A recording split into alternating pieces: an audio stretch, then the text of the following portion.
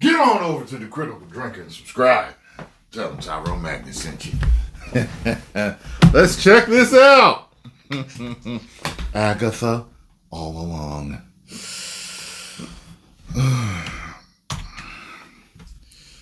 Got a bad feeling about this series. Pretty much as bad as I had the feeling about the Acolyte. Man, some people just absolutely refuse to take the win. I mean, Deadpool and Wolverine turned out to be the biggest smash hit of the summer movie season, and while I don't think it's going to be enough to change the trajectory of the MCU, it could at least be seen as the first step in the right direction. Right. What Marvel really need to do now is follow it up with a high-profile, crowd-pleasing project. Something to solidify the success of Deadpool and prove that it was more than just a lucky fluke for a franchise that's sliding slowly. The thing is, I told you guys they're going to need more than one win to truly win people over. And that's what Star Wars, that's what this, that's what everything they've been doing. And I told you that the conveyor belt was spitting out the last bits of garbage that these companies were making. And we're going to see that happen before we see good stuff start to trickle out consistently. So this is one of them. I'm like, it's like, why don't you just cancel it and just write it off? Like, don't even bring it out. You know what I'm saying? It doesn't make sense to do it when you get Inside Out 2 and you got this. Even you got Alien Romulus. Like, come on, man. Like, what? It doesn't make sense to put it out. But I told you this stuff is going to trickle out. It's happening with gaming. It's happening with series. It's happening with movies. Watch. We won't be riding well. I think the earliest, maybe next year. Maybe these companies going to, with gaming, I don't know. Because they some of them, I think, they need to go back and, there's even talks that they were going to go back into GTA 6. And it might be delayed because, they were going, whoa, but no, they not. That's some of the rumors. Never know. There's kind of hints to it, but yeah. Into irrelevancy. So naturally, they decided to follow it up with Agatha All Along. And if that name's not familiar to you, you might remember it more as Agatha House of Harkness, or Agatha Coven of Chaos, or Agatha Darkhold Diaries. I hate so much about the things that you choose to be.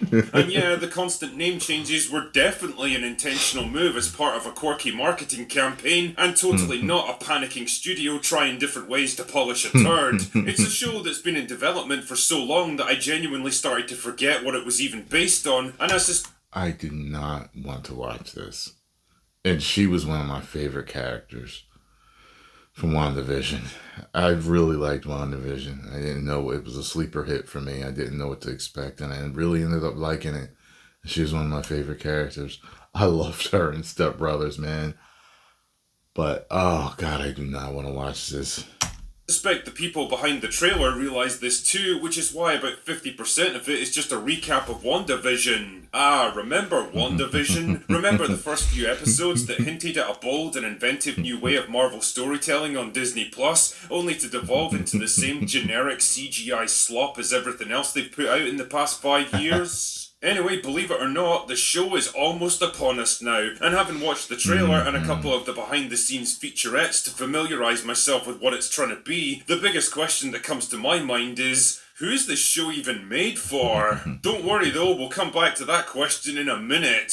The general premise, as far as I understand it, is that Agatha was stripped of her powers and imprisoned by Wanda at the end of WandaVision, but with Wanda dead, for now at least, Agatha's been released from her spell. The problem is that she still doesn't have her witch powers back, and the only way to retrieve them is to follow the witch's road, where she'll be rewarded by whatever she wants at the end, provided she can survive the trials, of course. So before you can say contrived plot ideas, she's assembled a diverse squad of witches to embark on her journey with her. Nice to see a token male witch thrown in there too. I'm sure he's going to be a real bastion of masculinity. Can I interest you in a pre-road appetizer.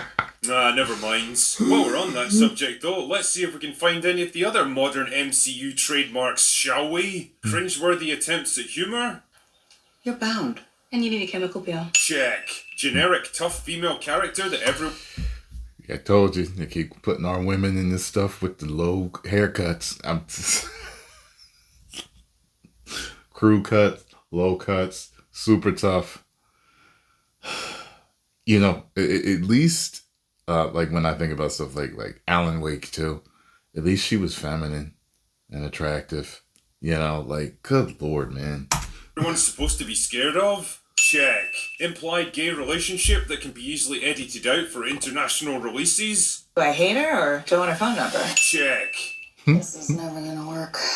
Never a truer word was spoken, lass. One thing I can say in the show's favour is that they seem to be prioritising practical effects over CGI, at least according to the behind-the-scenes featurettes, which is something, I guess. In a franchise where apparently it's too much effort to even film on a suburban street for real, it's nice to see production designers working with prosthetics, animatronics, and actual physical sets for a change. I mean, I definitely wouldn't expect them to continue this trend, but it did make me think that someone in charge of it actually cares about the end product. That's nice and all, but I suspect all that good work is going to be undone by the writing, which, if the trailer and the features is anything to go by, is going to make Amy Schumer seem like Dave Chappelle.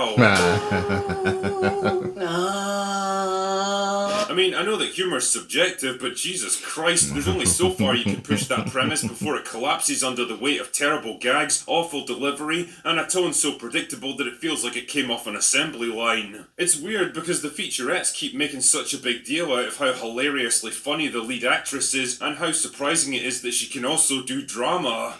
So many people think of Catherine as being a comedic actor, but it's her dramatic ability to go all the way there. Blast me, you witches!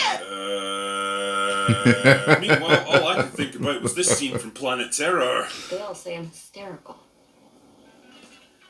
But you're not. This is what happens when you tell people lies their entire careers. Lies like, you're really funny, or you're a great singer, or this show is totally going to be a hit, trust me. The person I feel most sorry for, though, is Aubrey Plaza, one of the only actresses in this show who's actually funny in real life, and probably deserves a lot more success than she's gotten in her career. If Jenna Ortega is the MCU, then Plaza is the Fox X-Men movies, someone who got there first, had their share of wins and losses, but never quite reached the same heights, and ultimately blew their best chance of success. But I think the biggest problem this show has to overcome is that, well, nobody really wanted this fucking thing in the first place. No. It was commissioned at a very different time, a time when Marvel... Yeah, because WandaVision was good, and that's why we were looking... Like, when we heard about it, I think a lot of people were looking forward to it, so was I. However, because of what they've been doing, it's like, okay, it's going to be nothing but what they've been doing to destroy the franchise. So it's just going to be more of that, so yeah. No, don't want it. Was still riding high, and they probably thought that every new Disney Plus show was going to spawn a whole network of spin-offs that people would absolutely gobble up. And well, the reality in 2024 is very different. Tell me, are you excited to watch a show that's basically a spin-off of a spin-off, centered around a character that was so completely forgettable that it's almost impossible to even form an opinion about? See, that's where I disagree with him. I liked her, I remembered her. She was one of the best parts to me. It's just that, you know, as the shows went on, the movies went on, everyone was starting to hate the MCU. It was just like, yo, this is just garbage. What are they doing? So we knew that anything new would be injected with the same garbage, and we knew that this is going to be the same damn thing. So it's just, you know... Or now, I asked at the start of this video who I thought this show was made for, and taking into account the aging and mostly female cast, the campy tone, the song and dance numbers, the constant wardrobe changes, and the painfully dated attempts at humour, it seems to be a show targeted at middle-aged wine mums who also have a passing interest in superhero movies. Wine mums. And I'm not gonna lie, that is a pretty small demographic you're appealing to there. I used to date this chick, right? She was in entertainment. Well, she wasn't. Let's just say I didn't date her. We were interested in each other. And she was definitely a wine mom. She hadn't had any kids yet. But when I found out how much wine this chick drank, I was like, holy, she's an alcoholic. I did not know this chick was an alcoholic. And would brag about polishing off a couple of bottles in one night. What? Oh no. As soon as I hear that, hello, let's be friends. Marvel themselves suspect that this show is dead in the water and is likely to land with all the impact of a left hook from Stephen Hawking, which is why there's been almost no advertising push for it. By all accounts, their senior leadership is very aware of their decline in popularity these days, and more importantly, the reasons why it's happening, and they're working hard to alter course. The problem is that massive franchises like the MCU are about as maneuverable as your average supertanker, and there's still a whole lot of shit in the pipeline that's too far along to salvage. For example, Ironheart's been in the can for years now, and they still haven't released it because they know it's going to suck. But just like the DCU, once James Gunn took over, there's not much choice except to expel it out into the world, get it over with, and hopefully move on to something better. Honestly, with 9 episodes to get through, I don't think I'll even bother watching Agatha all along, and I suspect a lot of other people out there are going to feel the same way. Anyway, that's all I've got for today. Go away now. By the way, new Batman Caped Crusader episode up. I got through it. The introduction of Harley Quinn is up on YouTube memberships and on Patreon, so check it out. Ho, ho, ho. Ah, well, if you enjoyed my reaction, make sure you hit the like button, subscribe, and share. Are you going to be watching Agatha Harkness? Or whatever it's called now? Just let me know. Okay. 10 million subscribers. Woo.